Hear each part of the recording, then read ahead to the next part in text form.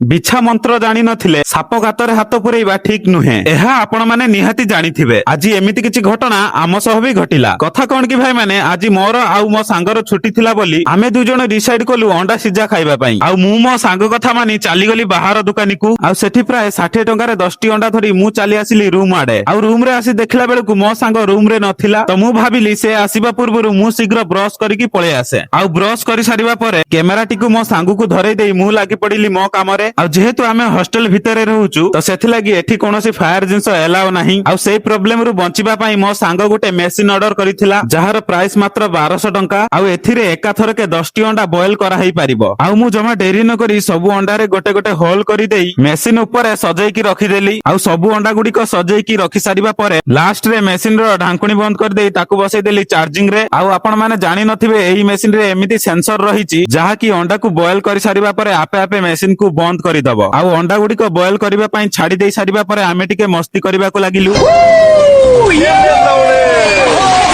ତ କିଛି ସମୟ ମଜାମସ୍ତି କରି ସାରିବା ପରେ ଫାଇନାଲି ଅଣ୍ଡାଟି ସିଝି ଯାଇଥିଲା। ତ ମୁଁ ଗୋଟେ ଗୋଟେ କରି ସବୁ ଅଣ୍ଡା ଗୁଡିକୁ ଥାଳିକୁ କାଢି ପକେଇଲି। ଆଉ ତାପରେ ସବୁ ଅଣ୍ଡା ଗୁଡିକୁ ନେଇଗଲି ଚୋପା ଛଡେଇବା ପାଇଁ। ତ କିଛି ସମୟ ଚୋପା ଛଡେଇ ସାରିବା ପରେ ଫାଇନାଲି ଅଣ୍ଡାଟି ରେଡି ହେଇଯାଇଥିଲା। ଆଉ ସବୁ ଅଣ୍ଡା ଗୁଡିକ ନେଇ ମୋ ସାଙ୍ଗକୁ ଦେଇଦେଲି କଟିଂ କରିବା ପାଇଁ। ଆଉ ମୋ ସାଙ୍ଗ କଟିଂ କରି ଦେଖେ ତ ସବୁ ଅଣ୍ଡା ଗୁଡାକ ଦର ସିଝା ହେଇଛି। ମାନେ କହିବାକୁ ଗଲେ ସବୁ ମେହନତରେ ପାଣି ଫେରିଗଲା। ସେଥିପାଇଁ ଲୋକେ କୁହନ୍ତି ବିଛା ମନ୍ତ୍ର ଜାଣିନଥିଲେ ସାପ ଗାତରେ ହାତ ପୁରେଇବା କଥା ନୁହଁ। ଆଉ ଏତେ ସବୁ ପ୍ରୋବ୍ଲେମ ହେବାର କାରଣ ହେଉଛି ଆମେ ଭୁଲ ଟାଇମରେ ମେସିନଟିକୁ ବନ୍ଦ କରିଦେଇଥିଲୁ, ସେଥିପାଇଁ ଅଣ୍ଡା ଗୁଡିକ ଦରସିଝା ହେଇଥିଲା। ତ ଯେମିତି ସେମିତି କରି ଅଣ୍ଡା ଗୁଡିକ ସବୁ ଖାଇଦେଲୁ। ଆଉ ଆପଣ ମାନେ କେବେ ଆମ ଭଳି ନିର୍ବୁଦ୍ଧି କରିବେନି। ଆଉ ମୋ ଭିଡିଓ ଯଦି ଆପଣ ମାନଙ୍କୁ ଭଲ ଲାଗୁଥିବ ଫଲୋ ଗୋଟେ ନିହାତି କରିବେ। ତ ରହିଲି ଗାଇସ୍, ଜୟ ଜଗନ୍ନାଥ।